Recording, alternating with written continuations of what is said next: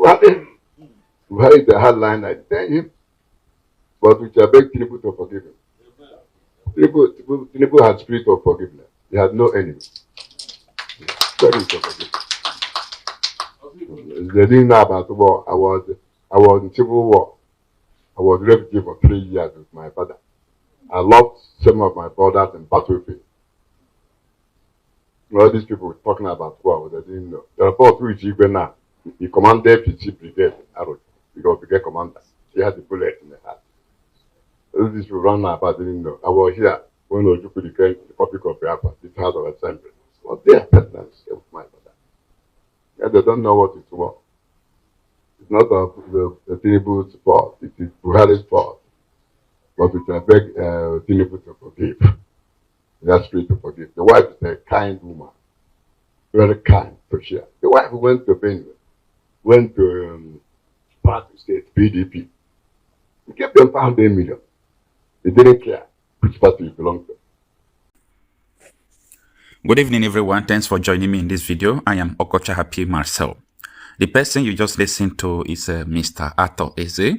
He is an Igbo billionaire. He said something that was yesterday that is trending. He said Tinubu will release Nnamdi Kanu, that he is begging Tinubu to forgive, that is Buhari's fault, and so on and so forth, that the new generation don't know anything about war. First of all, this is an elderly man, and we respect him because he's an elderly man.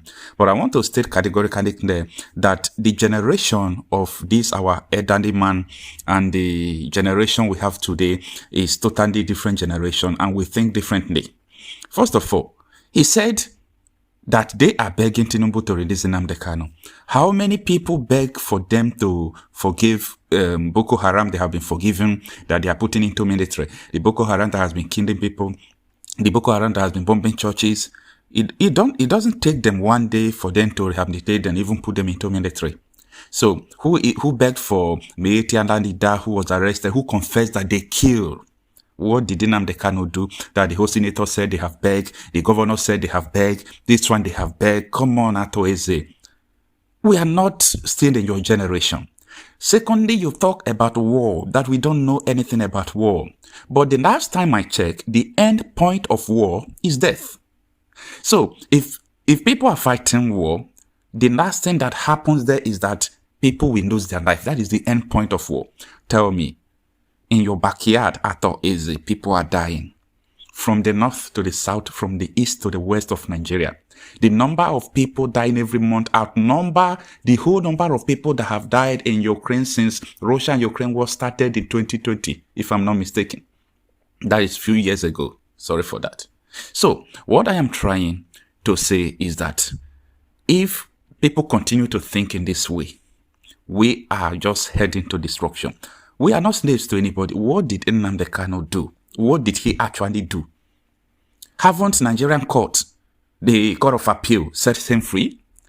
Ato Eze, go and read the Supreme Court judgment and understand that Nnamdi Kanu is not there just because of what he has committed. I know you are protecting your oil well, protecting all those things. That is why you people are speaking in this way. The police is guiding you, other people are dying, and you are telling us we don't know what is war. Anyway, as I said, I think we have different kind of mentality from you. And when it comes to the issue of Nnamdi Kanu, if anyone want to know anything about Nnamdi Kanu, take a listen to this video from Omoyonde Sowore. That is everything you need to know about Nnamdi Kanu. One of them, of course, Nnamdi Kanu, yes, who remains in custody and whose continued incarceration some people see as the unfairness of the Nigerian system, because other separatist agitators from other ethnic groups have been freed, whilst Mr. Kanu, who is Igbo, remains in custody. What are your thoughts on that? Because the argument is that he was charged to court and the courts freed him, but he's still locked up.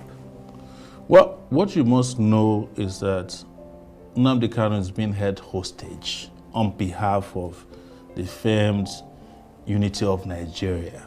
That's what it's all about. It's as simple as that. If you mention his name in certain circles, they don't want to hear it because they feel like he threatens the real estate called Nigeria. And his Igbo makes it worse because Nigeria's DNA hates the Igbo for attempting in the 60s and, towards the end of the 70s, to leave a country they said is no longer favorable to their existence.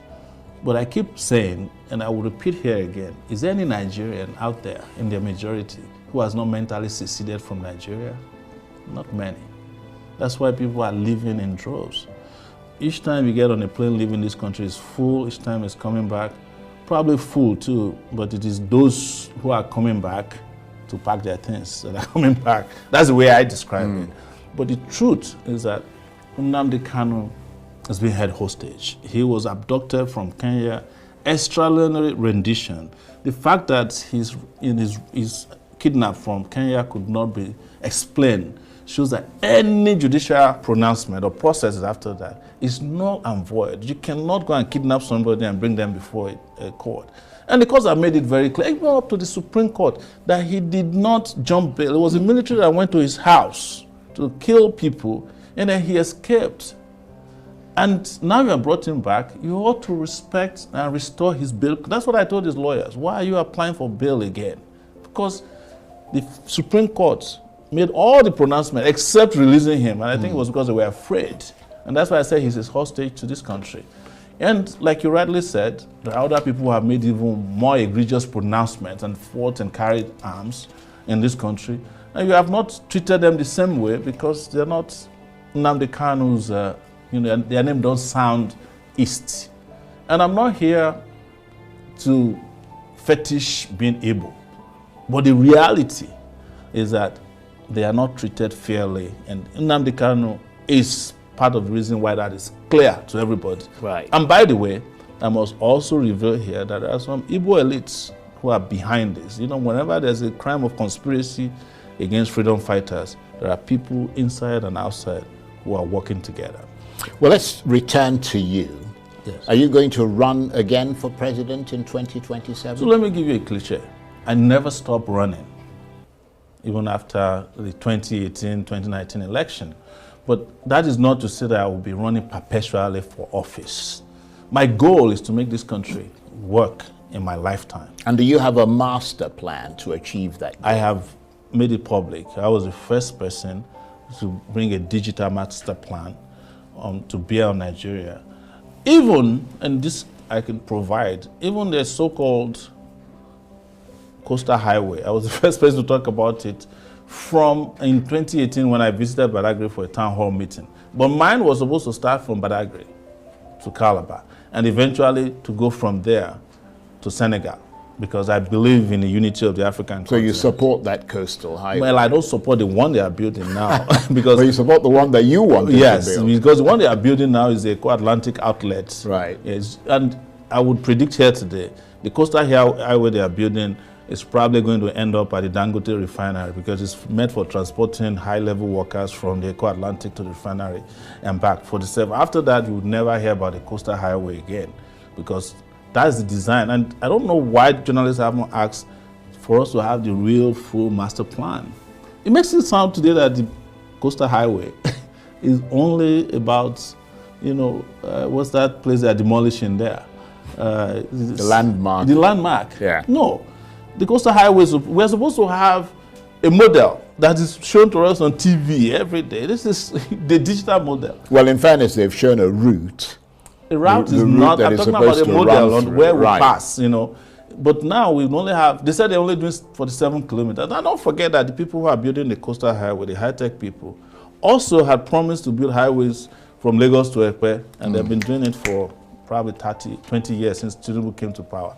Never got past the state. That's why I'm saying this is a 47-kilometer highway meant to just provide an outlet for the Bundungu they're building called the Atlantic. Because how was it that people were going to come in there and bring 300,000 people and there's no any other outlet? So the coastal highway now is going to be built by Nigeria for a private investor, real estate investor. That's what it is about. So this is not the coastal highway that I wanted to build. Well, we'll have to see what happens there. Yeah. But we're almost out of time, and it's an absolute delight to have you here. But you called for revolution now. Yes. That was one of the reasons you were charged with treason. That's right.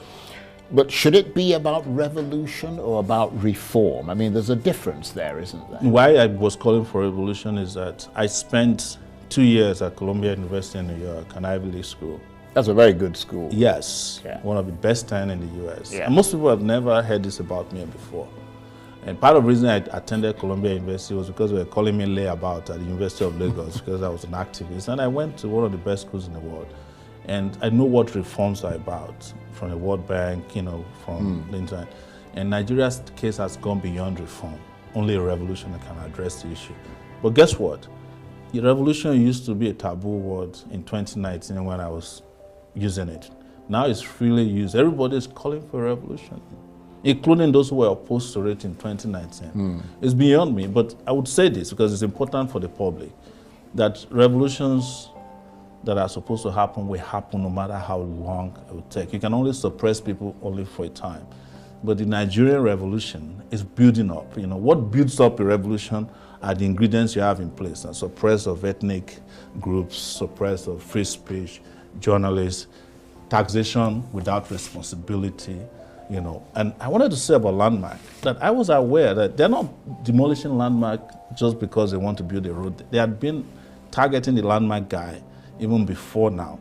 They refused to let him have a water corporation land that he wanted to build part of, because they said, we are too powerful here. These are things that have been going on for a long time. So it is not by accident that they are demolishing the place. There are connotations to it. And I'm saying it publicly here. Right. Yes. So basically, broadly speaking, Yeah. we're out of time, but just very briefly. Broadly speaking, the approaching specifically storm, speaking, the approaching storm is still approaching. oh yes, it's just a matter of time. And it's going to happen whether I lead it or not. It's just a matter of time. It's a ticking bomb because you cannot hold people to ransom for this long and you will not be suffering consequences for it.